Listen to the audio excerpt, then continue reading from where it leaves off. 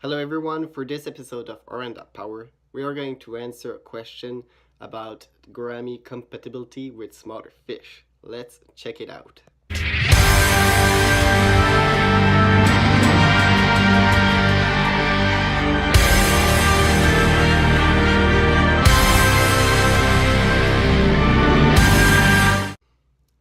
So, as I was scrolling in my comment section, I've seen a very interesting question and I decided to do a video to answer this correctly. So Rebecca Kors asked us, I'd love to have a female moonlight, but I have harlequin rasboras and cherry barbs in a 46-gallon tank and I've read they may be eaten by a gourami.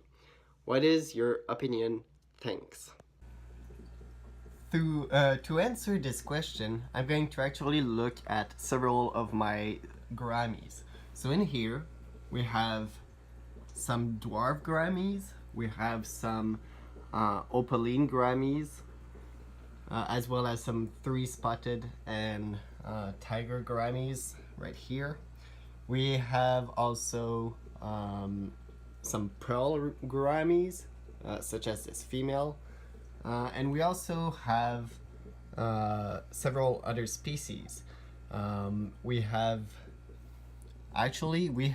a moonlight in here, though very young and small.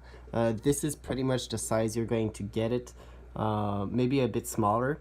And you have to know that these fish are going to grow out to be about 6-inch long. And to compare that to an actual size fish I have, 6-inch is from nose to tail of my biggest fish ever, RP. So this is 6-inch. And this is a 44-gallon aquarium, by the way, so very similar size to your very own aquarium.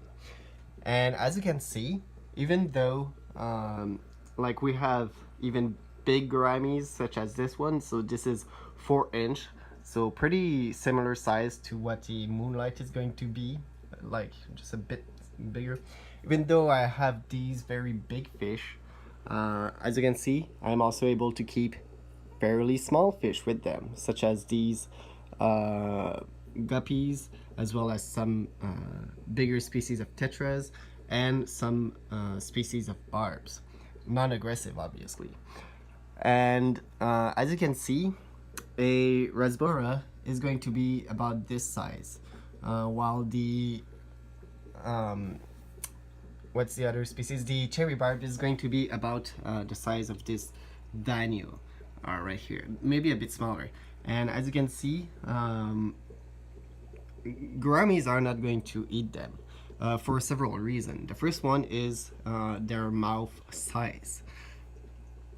Except if you have a giant gourami or like some very big specialized species like the leaf gourami, most of these smaller species such as the three-spot, the opaline, the paradise fish I've seen here, the dwarves and the moonlight, all of them have fairly small mouth. They are perfect at dwelling on the top part of the aquarium, eating some small insect in the wild, but they really aren't fish eaters for the most part. Another thing is you have rasboras and you have cherry barbs. Both species are going to live in this section of the aquarium, and to represent that, we're going to check out my other aquarium. So as you can see, the barbs, so these are gold barbs, and also the checkered barbs. We have the 3 female checkered barb in here and the 2 males in the other aquarium. But all the barbs really seem to enjoy dwelling, for the most part, in the bottom slash mid section of the aquarium, while most gouramis are going to live on the top of your aquarium. So you shouldn't have any problem. I mean, I did have some aggression in this aquarium coming from the paradise fish toward those gold barbs, but I think that was just a freak accident. because now that he is back in the 44-gallon aquarium, the paradise fish don't bother anyone. So as long as you have enough space and as long as you have enough coverage, so a lot of plants and driftwood and little caves, you should really much be fine with keeping gouramis with other species. Oh, I think we have some spawning behaviors. That's interesting. By the way, I've removed the gold barbs from the other aquarium because they were nipping at my goldfish, but they have never caused any problem towards other species of fish with long flowing fins, such as my little honey gouramis. So this is the male. We have the female somewhere as well. And we also have Lucius the angelfish. He's not being nipped anywhere. So yeah, barbs and gouramis are perfectly fine together. And I would say rasboras are also going to be a good match because they're going to be this size, and their body shape also going to help the rasboras. So even though this isn't really a rasbora, it's pretty much the same size. So as long as your small fish are full grown, and as long as you get the moonlight when it's a baby, you shouldn't have any problem. While the fish is going to grow and grow and grow, he's going to associate the other tank mates as tank mates and not as food. So there we go. That was my final answer.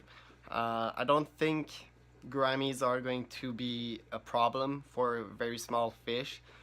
Maybe fry fish, like really tiny babies, but rasboras and cherry barbs are simply too big, in my opinion, to be eaten by a moonlight gourami or by other species for that matter. As long as you have a lot of plants, a lot of caves, a lot of branch and driftwood, and as long as you have a lot of like floating plants and leaves for the gourami to have a lot of cover, I don't really see how keeping them with smaller fish is going to be a problem.